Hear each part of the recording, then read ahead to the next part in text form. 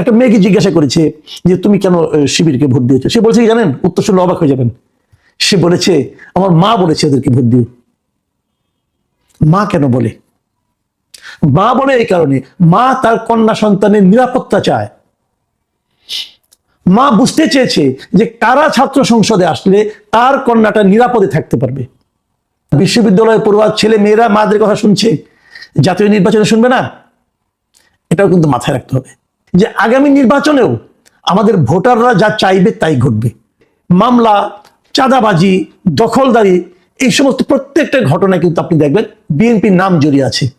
জগন্নাথ বিশ্ববিদ্যালয়ে যে ছাত্র সংসদ নির্বাচন, সেই নির্বাচনের ফল আমরা পেয়েছি এবং সেখানে দেখেছি যে ইসলামী ছাত্র শিবিরের সমর্থিত যে প্যানেল, তাদের একটা ভূমিধস বিজয় হয়েছে। তারা 21টি আসনের মধ্যে 16টি পেয়েছে, তার মধ্যে ভিপি, জিএস, এজিএস আছে। এটাকে অবশ্যই আপনি একটা বড় বিজয় বলবেন, কিন্তু এটা কি হঠাৎ বিজয়?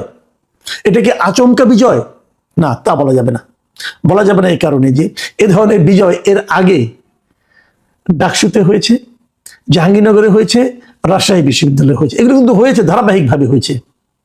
এখন অনেকে নানাভাবে ব্যাখ্যা করার চেষ্টা করছে কেন হয়েছে। আমি একটা কথা সামান্য আপনাকে বলি, ধরা যাক, হাইপোথেটিক্যালি ধরেন, যদি এগুলোতে ছাত্র দলের বিজয় হতো, তাহলে কি আপনি জিজ্ঞাসা করতেন যে কেন ছাত্রদল জিতলো? জিজ্ঞাসা করতেন না, কারণ আপনি ভাবতেন ওটাই স্বাভাবিক। কিন্তু যখন ছাত্র শিবির জিতে যায়, তখন আপনি অবাক হন, বিস্মিত হন এবং জিজ্ঞাসা করেন যে কেন জিতলো। আমার মনে আছে একটা ঘটনা, কাকতালীয় হতে পারে। আমি একটা কাজে, আমার একটা একটা পারিবারিক কাজে আমি মাঝখানে রাজশাহীতে গিয়েছিলাম।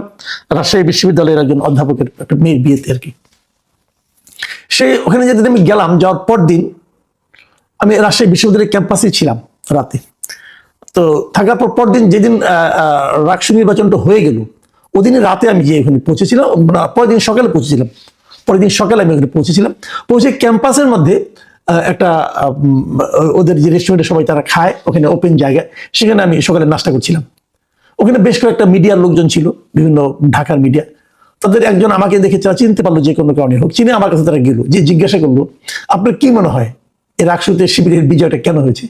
তা আমি সরলভাবে বলেছিলাম যে স্টুডেন্টরা তাদেরকে ভোট দিয়েছে, তাই তারা জিতেছে। এটা পরে দেখলাম যে বিভিন্ন মিডিয়াতে অনেকে দেখলাম, এটা সামাজিক মাধ্যম অথবা অনেকেই দেখলাম এটা খুব শেয়ার করেছে এবং বলেছে আমি এটা বলেছি। হ্যাঁ, আমি এটা বলেছি। আমি কিন্তু এটা ঢাকা বিশ্ববিদ্যালয়ে বলেছি, সব জায়গায় বলেছি যে স্টুডেন্টরা ভোট দিয়েছে তাই জিতেছে।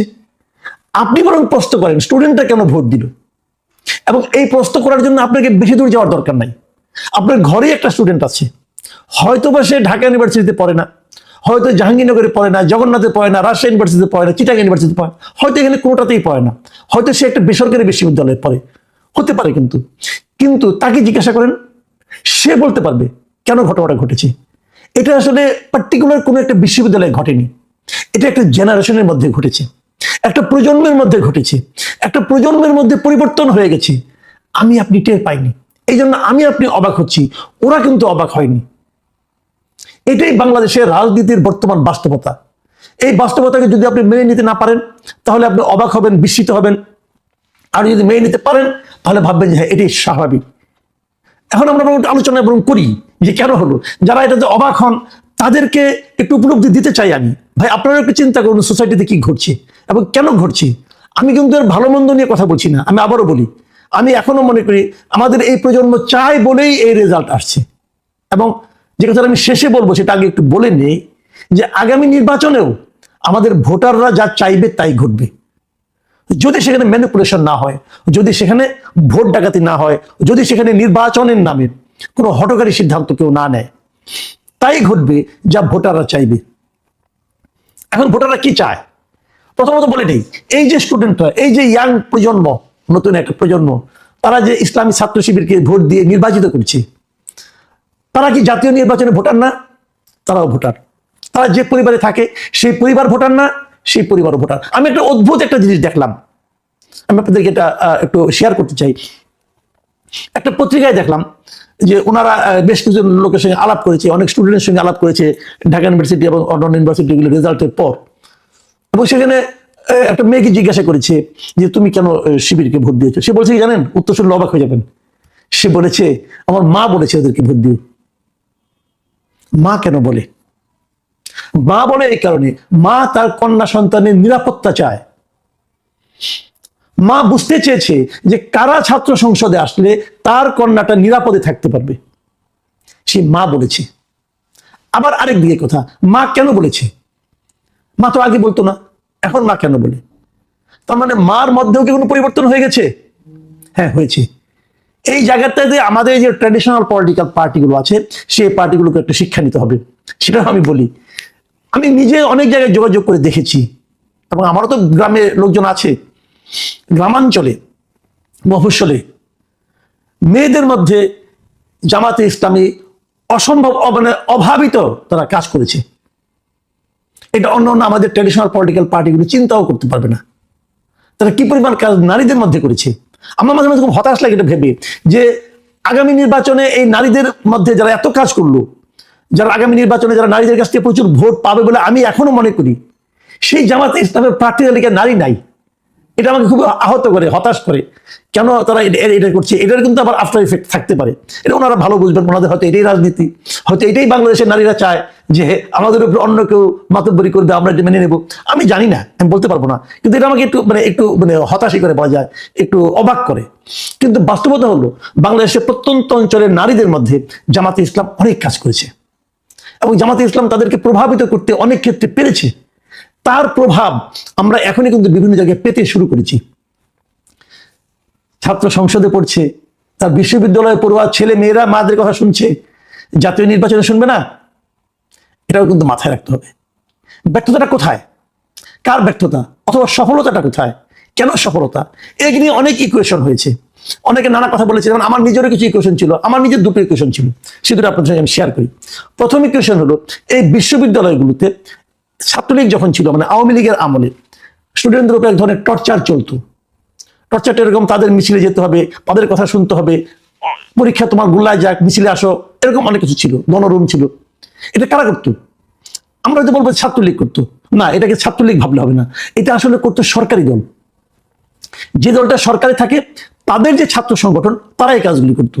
এবং প্রশাসন, যেহেতু এই ছাত্র সংগঠনটা সরকারের আনুকূল্যে আছে, অত প্রশাসনও তাদেরকে সমঝে চলতো, তাদেরকে ভয় পেত। এই যে ছাত্র যারা ভোট দিয়েছে, তারা সেই সরকারি ছাত্র সংগঠনকে ভয় পায়। তো যেহেতু এখন একটা আওয়াজ সব দিকে উঠেছে যে হয়তো বিএনপি আগামীতে ক্ষমতায় আসবে, সে কারণে তারা, এই স্টুডেন্টরা বিএনপির ছাত্র সংগঠনকে ছাত্র সংসদে আনতে চায়নি। এটা একটা কারণ হতে পারে। এই কারণটা আমার বিশ্লেষণ, আমি এভাবে ভাবি, এটা আমি আগেও বলেছি, আবার রিপিট করলাম। যে কারণে তারা বিএনপিকে বাদ দিয়ে আর স্ট্রং যারা আছে তাদের মাঝখান থেকে ছাত্র শিবির সবচেয়ে স্ট্রং, তারা চলে এসেছে। একটা হতে পারে। আরেকটা হতে পারে, এই প্রত্যেকটা ছাত্র সংসদ নির্বাচনে ছাত্রলীগের কিন্তু অনেক ভোট আছে। ছাত্রলীগ আগে অত্যাচার করেছে, টর্চার করেছে, অমানবিক আচরণ করেছে। যারা করেছে তারা তো ছাত্র না, যারা করেছে, যারা করার মাধ্যমে যারা সুবিধা পেয়েছে, সেই সুবিধা ভোগীরা তো ছাত্র। তাদের তো অনেক লেয়ারের কিন্তু স্টুডেন্ট আছে। তো তারা কাকে ভোট দিয়েছে, তারা কাকে এবং কেন দিয়েছে সেটাও বলি। দেখুন, এই ছাত্রলীগ আওয়ামী লীগ এটা এমন একটা দল, এদের টাইপটা এমন, এটা হলো একটা বংশানুক্রমিক দল। মানে যারা আজকে ছাত্রলীগ করে, তাদের বাবারা খবর নিয়ে দেখেন, তাদের যারা বাবা, চাচা, মামা আছে, এরা সবাই আওয়ামী লীগ করতো। তাদের যারা ভাই টাই আছে, কাজিন আছে, হয়তো এরা যুবলীগ করে। এরকম ধারাবাহিকতা কিন্তু একটা আছে। তো গত 24-এর 5ই আগস্টের পর সারা দেশে ওই আওয়ামী লীগের সুবিধাভোগীদের উপর নানা ধরনের অত্যাচার হয়েছে, নির্যাতন হয়েছে, তাদের বিরুদ্ধে গণমামলা হয়েছে, এক একটা মামলা 150-200 লোকে আসামি করা হয়েছে। এবং এই প্রত্যেকটা মামলার বাদীকে যদি খবর নেন, তাহলে দেখবেন যে এর 95% মামলার বাদী হলো বিএনপির কোনো না কোনো লোক, হয় বিএনপি, নাহলে ছাত্র দল, নাহলে স্বেচ্ছাসেবক দল, নাহলে যুব দল, এরা কেউ না কেউ বাদী হয়েছে। এবং এই যে মামলা, চাঁদাবাজি, দখলদারি, এই সমস্ত প্রত্যেকটা ঘটনায় কিন্তু আপনি দেখবেন বিএনপির নাম জড়িয়ে আছে। তো তারা যখন স্টুডেন্ট যখন ভোট দেওয়ার সময় দেখছে যে আমার পিতাকে দৌড়ের উপরে রেখেছে বিএনপি, আমার চাচা, মামা, খালা, ফুপু সবাইকে বিএনপি দৌড়ের উপরে রেখেছে, তো বিএনপির ছাত্র সংগঠনকে আমি কেন ভোট দেব? এবং এই প্রত্যেকটা জায়গায় বিএনপির দৌড়ের পাশাপাশি বিএনপি 10 জনকে দৌড়ের উপরে রাখছে, তাহলে 2 জনকে আবার জামাতে ইসলামী একটা সাপোর্ট দিয়েছে, একজন শেল্টার দিয়েছে। তারা কিন্তু জামাতে ইসলামের প্রতি এক ধরনের কৃতজ্ঞতা অনুভব করেছে। সেই কৃতজ্ঞতাই কিন্তু ক্রমে ক্রমে তাদের সন্তানদের মধ্যে সংক্রমিত হয়েছে, এবং তারা এখানে সেই ভোটটা দিয়েছে। এরা এই জন্য বিএনপি ছাত্র সংগঠন তাদেরকে বাদ দিয়ে বিকল্প কাউকে বেছে নিয়েছে। এই দুটো আমার ধারণা ছিল। এর সঙ্গে তৃতীয় একটা ধারণা গত দুদিন ধরে আমার মধ্যে যুক্ত হয়েছে। এটা আমাকে আমাদের এক সাংবাদিক বন্ধু আমাকে ব্যাখ্যাটা দিলেন এবং এই ব্যাখ্যাটা আমার কাছে খুব গ্রহণযোগ্য মনে হয়েছে। ওনার ব্যাখ্যাটা হলো বিশ্ববিদ্যালয়ে ভর্তি হতে হলে কিন্তু আপনাকে কোনো একটা কোচিং করতে হয়। আমাদের সমস্ত স্টুডেন্ট যারা যত লোক বিভিন্ন বিশ্ববিদ্যালয়ে ভর্তি হয়েছে তারা কোনো না কোনো একটা কোচিং, ইন্টারমিডিয়েট পাস করার পর কোনো না কোনো একটা কোচিং সেন্টারে ভর্তি হয়েছে এবং এই কোচিং সেন্টারে যারা টিচার এবং কোচিং সেন্টারে যারা চালায় মালিক, এদের মধ্যে শতকরা 80% মালিক হলো জামাত শিবির। এরা সবাই এই দুইটা পলিটিক্যাল পার্টির সঙ্গে সংশ্লিষ্ট।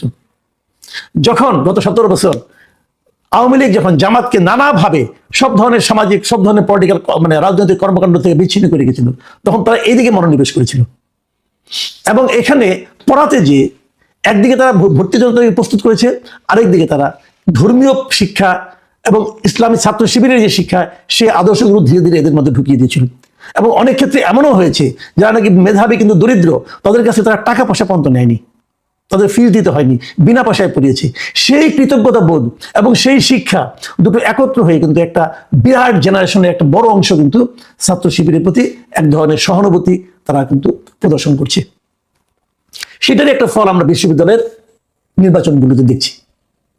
দেখুন, এগুলো আমি যেগুলি বললাম না, এগুলো হলো আপনার এক ধরনের কারণ খুঁজে বের করা, কেন ঘটলো, কি ঘটলো না ঘটলো এটা। কিন্তু এর বাইরেও কিছু কথা আছে। আমরা দেখেছি যে জামাতে ইসলামের সঙ্গে, জামাতে ইসলাম এবং ছাত্র শিবিরের যে পলিটিক্স, তার সঙ্গে আমাদের ট্র্যাডিশনাল যে সমস্ত রাজনৈতিক দলগুলো আছে, আওয়ামী লীগ, ছাত্রলীগ, বিএনপি, ছাত্র দল, এদের একটা বেসিক পার্থক্য আছে। সেই পার্থক্যটা হলো জামাতকে আপনি যত যাই বলে পছন্দ হোক বা না হোক, এটাই বাস্তবতা, জামাত শিবির তারা ওয়েলফেয়ার পলিটিক্স করে। তারা মানুষকে বোঝাতে চায় যে আমি তোমার আপনজন। সেটা মনের থেকে বোঝায় নাকি অভিনয় করে, সেটা কিন্তু অন্য হিসাব। তারা এটাই বোঝাতে চায় যে আমি তোমার আপনজন, তুমি আমার কাছে আসলে উপকৃত হবা। এটা কিন্তু আপনি বিএনপি কোনো নেতৃত্বের কাছে পাবেন না। দু একজন পেতে পারে, সেটা বিচ্ছিন্ন ঘটনা। কিন্তু বিএনপি যারা গড় নেতা, ওদের কাছে আপনি যান, তারা যে আপনার সালামের জবাবটা নেবে দয়া করে, এতেই আপনাকে খুশি থাকতে হবে। আপনি এটুকু ভেবে খুশি হবেন যে আমি 10 বার সালাম দেওয়ার পর অন্তত 2 বার উনি জবাব নিয়েছেন, উনি জবাব দিয়েছেন, অতএব আপনি মুগ্ধ। এই ধারণা নিয়ে আপনাকে বাস করতে হবে। তো মানুষ আর কতদিন জিন্দাবাদ বলবে? ওয়েলফেয়ার পলিটিক্স আসতে হবে। আমি কিন্তু এই জন্য বলেছিলাম যে তারেক রহমান যখন দেশে আসলেন, ওনার মধ্যে কিন্তু সেই ট্র্যাডিশনাল পলিটিশিয়ানের অ্যাটিটিউড আমি দেখিনি। ওনার আচার আচরণে আমি দেখিনি। ওনার আসার কারণে এই যে মানুষের কষ্ট হল, উনি সেদিন দুঃখ প্রকাশ করেছেন। ওনাকে কেউ একজন গালি দিল, তাকে উনি আপনার জেলখানা থেকে ছাড়িয়ে আনার জন্য সুপারিশ করেছেন, বলেছেন আমাকে কেউ গালি দিতেই পারে, সমালোচনা করতেই পারে, এই জন্য তাকে আপনি জেলে দিবেন কেন? এটা কিন্তু ট্র্যাডিশনাল পলিটিক্সের মধ্যে পড়ে না। উনি কিন্তু উনি আসার পরেও সেটা হচ্ছে ছাত্র দলকে হাত জিতাতে পারলো না। এটারও কারণ আছে। এটা হলো উনি যে অল্প সময় এসেছেন, মাত্র কয়েকদিন, উনি হাইপটা তুলতে পেরেছেন, মানুষের মধ্যে একটা জোয়ার উনি তুলতে পেরেছেন, হয়তো অটোমেটিক উঠে গেছে। কিন্তু সেটা সেই স্টুডেন্ট যারা নাকি সবকিছু একটু লজিক দিয়ে চিন্তা করে, তাদের মধ্যে পর্যন্ত পৌঁছায় নাই। কি কারণে পৌঁছায় নাই? তারেক রহমানের সঙ্গে সঙ্গে ওনার নেতৃবৃন্দের মধ্যে কি সেই পরিবর্তনটা আসছে? আমি একটা এক্সাম্পল দিয়ে বলি। এই যে আমি 3টা ঘটনার কথা বলি আপনাদেরকে। একটা হলো ওনার আসার কারণে যে যানজট হয়েছে, মানুষের ভোগান্তি হয়েছে, এই জন্য বিএনপি দুঃখ প্রকাশ করেছে। এই জন্য বিএনপি কিন্তু অফিসিয়ালি প্রেস রিলিজে দুঃখ প্রকাশ করেছে।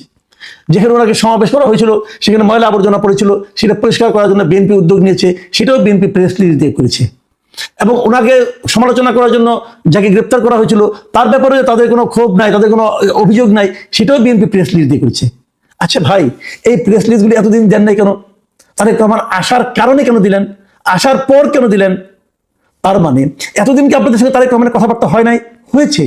উনি দূরে ছিলেন বলে হয়তো এগুলো উনি দেখেন নাই। দূরত্ব একটা ফ্যাক্টর।